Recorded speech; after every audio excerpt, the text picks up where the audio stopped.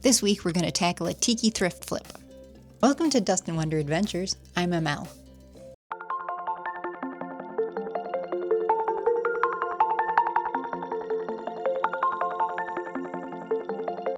My husband and I took a recent road trip to Florida. Our main goal, besides visiting our friends, was to go to as many tiki bars, thrift shops, and antique stores along the way as we could. We love to be inspired by the places that we visit. Some of the tiki bars that we stopped at along the way were the Emerald Lounge in Richmond, Virginia, the Bamboo Room in Savannah, Georgia. Shout out to Chef Brad and that phenomenal coconut rice bowl. The historic and amazing Mai Kai in Fort Lauderdale, Florida, and the Aku Aku in Orlando. Now, of course, friends, we picked up souvenirs from these travels. We also had some thrift finds from our trip, including this Shadowbox. It was only fitting that this would be the display for our Mai Kai treasures. While the Shadowbox has potential, there's a problem. It's only an open front. If I enclose it to protect the items inside, there's no way to swap them out. So let's fix that. Let's get dusty. Time for some time lapse. I had hinges on hand, so I did a quick measurement to see where they would fit on the box. Then I set the fence on the table saw so I could evenly cut the front off to accommodate those hinges. I did have to adjust the blade depth to make it through the sides, as there were corner reinforcements. I continued this process until I had all 4 sides cut. I know what you're thinking. Why go through all this work when you could just buy a Shadowbox from a craft store? Where's the fun in that? I love giving items a new life. You could totally do something similar with a shallow thrifted box and a picture frame, add some hinges, give it a coat of paint, and instant custom Shadowbox.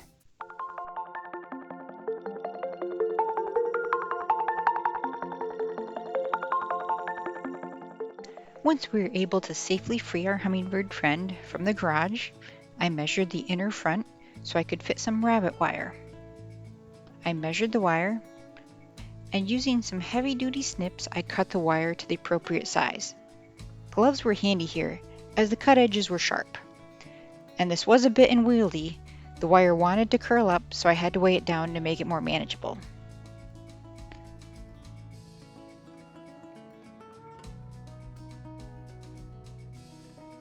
Once that was done, I did a quick test fit, and then spray painted the wire matte black to help it visually disappear once installed.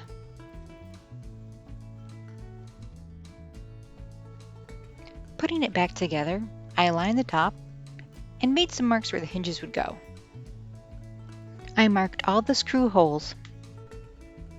I pre-drilled all the holes and then screwed the hinges in place. This was a bit of a fiddly process as the screws were pretty tiny.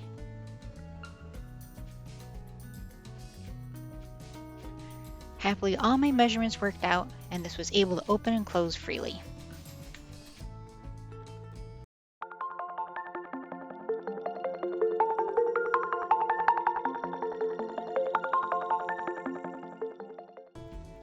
I'm not sure what Chaos Goblin created this, but I'm unable to pin into the back. So before I could get to the fun stuff, I had some more work to do. I went into my craft supplies and found some very thin cork. Unfortunately, that meant I had to take the Shadowbox apart further to remove the back. Once the back was off, using some hot glue, I adhered the cork to the backer that was there. The backer, while very aesthetic with the burlap, was pretty useless for what I needed it for.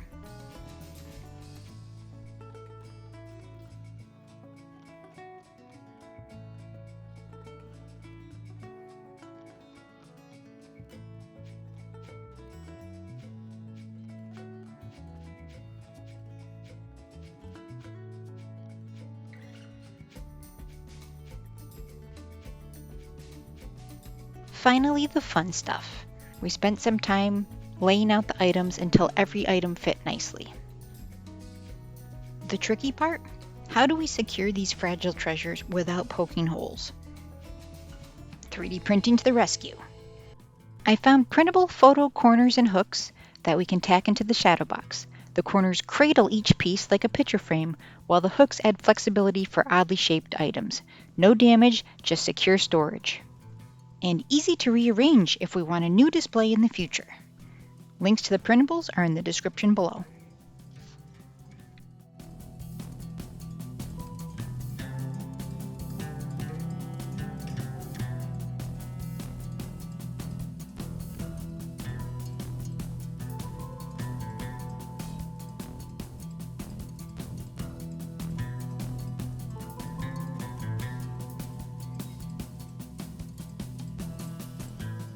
Let's see how we made out.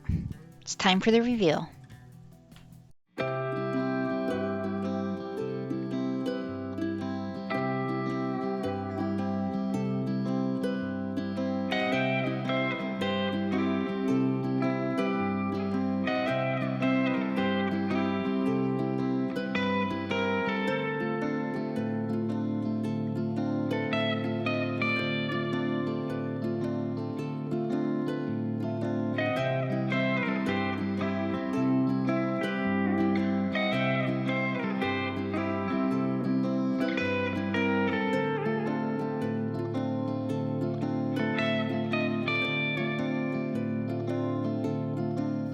Thank you for joining me on today's build.